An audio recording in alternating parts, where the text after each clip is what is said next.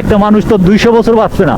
কেমন ভাবে এই বাইকের প্রত্যেকটা পার্টসপাতি সময় মতো পাল্টাবো, তাহলে আমাদের বাইক রাইড করতে অনেকটাই বেস্ট হবে। বাইকের সাধারণত সার্ভিস দুই প্রকারের, একটা হচ্ছে যে পার্টসটা নষ্ট হয়ে গেছে সেই পার্টসটারে মডিফাই করে লাগানো, আরেকটা হচ্ছে যে পার্টসটা নষ্ট হইছে এই পার্টসটা পুরোটাই চেঞ্জ করে ফেলানো। সুন্দর এই ওয়েদার, তো আজকে বাইকের পার্টস নিয়ে তোমাদের সাথে শর্ট ভিডিওতে আবার চলে এলাম। Hello everyone, MI YouTube channel এবং MD টুটুল ফেসবুক থেকে তোমাদের অনেক অনেক ধন্যবাদ জানিয়ে শুরু করছি আজকের ব্লগ। তো আজকে বাইকের কোনো সার্ভিস সেন্টারে যাব না, প্লাস বাইকের কোনো শোরুমে যাব না, আজকে বাইকের সার্ভিস নিয়ে তোমাদের সাথে শর্ট ভিডিওতে আবার চলে এলাম। সাধারণত সার্ভিস দুই প্রকারের। কেমন দুই প্রকারের? সার্ভিসটারে আমি দুইটা ভাগে ভাগ করে দিলাম। প্রথমত অবস্থায় আমি বাইক রাইড করতেছি বা বাইক চালাইতে চালাইতে বাইকের পার্টসপাতি কিন্তু নষ্ট হতে থাকে, একবার নতুনভাবে পাল্টাতে পারি, এই একটা সার্ভিস। আরেকটা সার্ভিস হচ্ছে বাইকের থাকায় পার্টসপাতি নষ্ট হওয়া পার্টসপাতিগুলা, এই পার্টসপাতিগুলো মডিফাই করে রিপ্লাই করে আবার লাগাতে পারি। সাধারণত বাইকের দুই প্রকার সার্ভিসিং, একটা হচ্ছে নিউ পার্টস লাগানো, আরেকটা হচ্ছে যে পার্টসটা নষ্ট হয়েছে এই পার্টসটারে মডিফাই করে লাগানো। তো আজকে তার একটা শর্ট ভিডিওতে তোমাদের মাঝে বাইক রাইডে চলে এলাম। তো সকালের ওয়েদার কিন্তু অ্যাকচুয়ালি আমার কাছে অপূর্ব জোশ লাগে। তোমাদের কাছে কেমন লাগে? তোমরা কে কোন জায়গার থেকে ভিডিওগুলো দেখো একটু কমেন্ট করে জানাতে পারো। আমার বাইকটা আগে যেমন ছিল ওই নতুন পার্টস লাগাইলে ঠিক সেই রকম বাইকটা চলবে। আবার যে পার্টসটা নষ্ট হয়েছে এই পার্টসটা সুন্দরভাবে রিপ্লাই করে সাইজ মাইজ করে আবার যদি বাইকে লাগাও তাহলে ওই পার্টসটা বেশি দিন কিন্তু টেকসই হবে না, কিন্তু ওই পার্টসটা লাগাইতে গেলে তোমার খরচও কিন্তু একটু কমবে। আর ওই পার্টসটা লাগাইলে বেশি দিন তুমি কিন্তু বাইক রান করতে পারবে না, বাইক চালায়ে কিন্তু সেই মজা হবে না, কিন্তু খরচটা তোমার একটু কমে যাবে। আগের মতো সুন্দরভাবে রাফ ইউজ করতে পারবা বাইক। তাহলে বাইকের সাধারণত সার্ভিস দুই প্রকারের, একটা হচ্ছে যে পার্টসটা নষ্ট হয়ে গেছে সেই পার্টসটারে মডিফাই করে লাগানো, আরেকটা হচ্ছে যে পার্টসটা নষ্ট হয়েছে এই পার্টসটা পুরোটাই চেঞ্জ করে ফেলানো। বাইকের সাধারণত আমরা দুইটা সার্ভিস বা দুইটা কাজ করতে পারি। তো আমার জানা মতে যে পার্টসটা নষ্ট হয়েছে এই পার্টসটা কিন্তু পুরোটাই আমাদের চেঞ্জ করা দরকার, কারণ চেঞ্জ করলে আমরা কিন্তু বাইক থেকে সেই আগের মতো পারফরমেন্স পাবো। তো আমরা বাইক অনেক বন্ধু বান্ধব আছে, আমরা বাইক রাইড করি কিন্তু আমাদের বাইকের সেই আগের মতো পারফরমেন্স আছে না। কিন্তু নতুন যদি একটু কষ্ট হইলেও নতুন যদি আমরা পার্টসপাতি লাগাই বাইকে তাহলে কিন্তু বাইক সেই অনেক দিন যাবৎ সুন্দরভাবে রাফ ইউজ করা যাবে, সুন্দরভাবে চালানো যাবে। তো আমরা অনেক বন্ধু বান্ধব খরচের দেখতে পেরে উঠি না, খরচের দিক দিয়ে আমরা অনেকটাই পিছপা হই। তো আমি সবাইকে সাজেস্ট করব বাইকের পার্টস যদি নষ্ট হয় তাহলে তোমরা ওই বাইকের পার্টস পুরোটাই চেঞ্জ করে ফেলবা, তাহলে বাইকের সেই আগের মতো পারফরমেন্স করবা। ওই বাইকের পার্টসটা যদি মডিফাই করো তাহলে কিন্তু ওই মডিফাইটা কিছুদিন থাকবে। যেমন মনে করেন মেয়েদের নেকআপ, এই নেকআপ যখন লাগানো থাকবে তখন চাকচিক্কা ঝিকঝাক দেখা যাবে, কিন্তু যেই এই নেকআপটা সরে যাবে বা পড়ে যাবে তখন কিন্তু আর ওর দিকে তাকানো যাবে না। আমরা বাইকের পার্টসকে কখনো মডিফাই করব না, কারণ মডিফাইড জিনিস বেশি দিন থাকে না, সাধারণত দুই একদিন অল্প কিছুদিন এই বাইকের পার্টসগুলো থাকে। তো এই বাইক কিন্তু চলছে। আমরা অনেকে কই ওই কোম্পানির বাইক ভালো, ওই কোম্পানির বাইক খারাপ, কিন্তু আমি সাজেস্ট করব প্রত্যেকটা কোম্পানির বাইক কিন্তু সুন্দর। এই বাইক যখন ঘুরবে, বাইক যখন চলবে তখন কিন্তু এই বাইকের পার্টসপাতি নষ্ট হতে থাকে। তো আমরা অনেক বন্ধু বান্ধব আছি, আমরা বাইক যখন রাইড করি তখন কিন্তু আমরা ঠিক মতো দেখে শুনে বাইক রাইড করি না।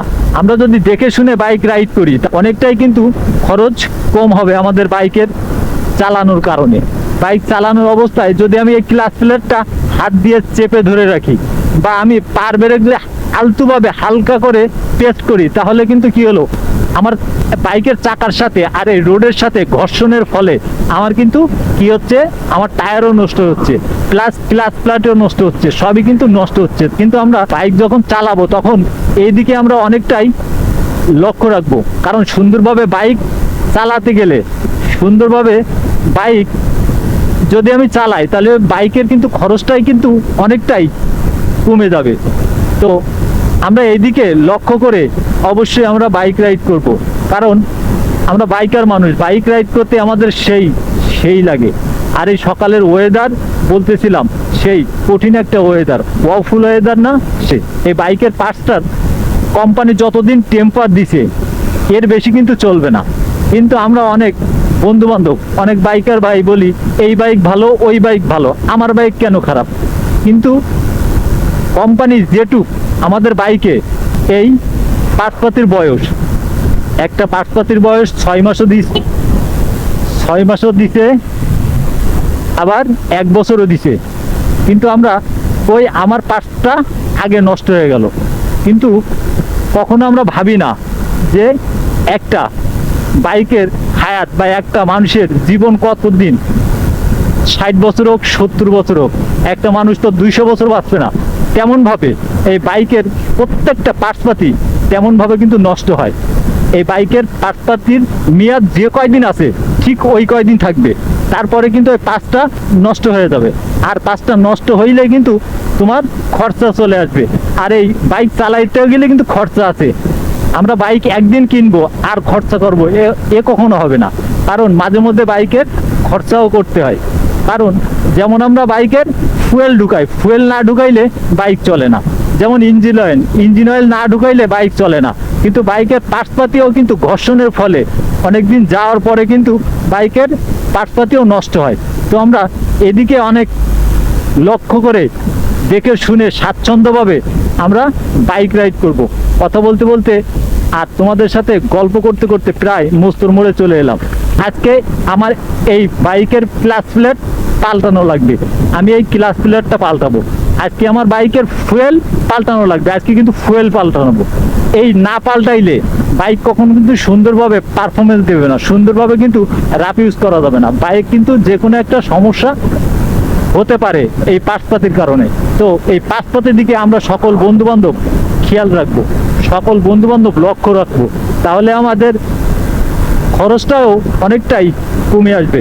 কথা বলতে বলতে আর তোমাদের সাথে এই শর্ট ভিডিওটা শেয়ার করতে করতে চলে এলাম প্রায় আপিল গেটের ধারে ধারে।